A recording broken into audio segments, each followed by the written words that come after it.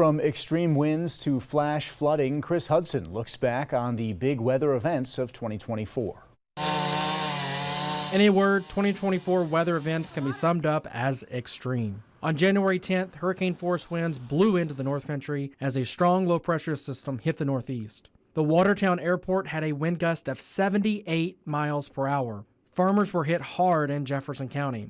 Damage was estimated to be up to $15 million for farmers, according to Jay Madison, the Jefferson County Agriculture Coordinator. It kept the county's 911 center busy. A typical day for us is we usually handle about 225 calls a day, and last night in a 24-hour period we broke over 600. Thousands of people were without power as winds blew down trees, some landing on roads, others on homes. I opened the front door and I looked out and I, oh my God. I couldn't quit saying, oh my God, because I just couldn't believe it. In Potsdam, Clarkson student Aiden Hoos felt lucky to have come out unscratched after a fallen tree punctured his apartment's roof and nearly hit his head. Fast forward to April and the once-in-a-lifetime total solar eclipse. At approximately 3:22 p.m. on April 8th, Watertown and other areas near it plunged into darkness. The partial cloud cover didn't keep people from experiencing and enjoying the eclipse. I traveled 6 hours with my family to be here today. It was worth every bit just to see this.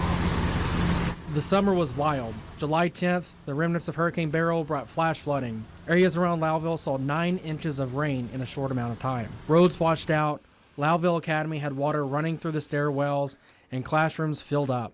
A camp in Watson was cut off from the outside world. The area was declared a federal disaster area, which will help reimburse the county for damages estimated to be $50 million.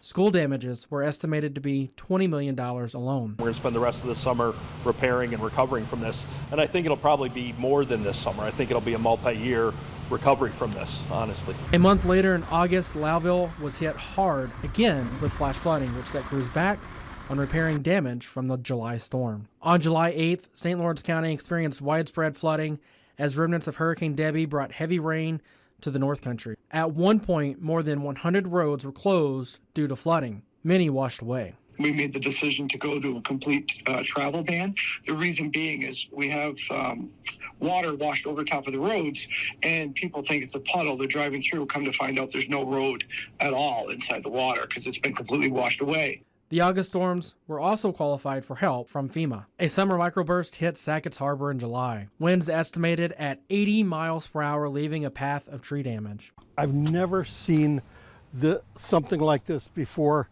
I mean, we've lived here for 4 years, and I lived in the area when I was growing up. After the active summer, North Country residents were treated to a nice, warm fall. In fact, we saw record highs on Halloween, which many got to enjoy. We're certainly blessed to have such nice weather at the end of October. It's the nicest Halloween I can ever remember.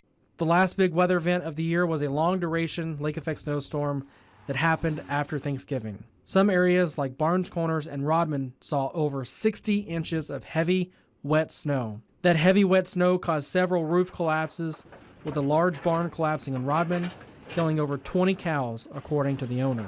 Seeing the cattle suffering is nothing I want to ever see again. That's 2024's weather events in a nutshell, and who knows what weather events will happen in 2025. Chris Hudson, 7 News.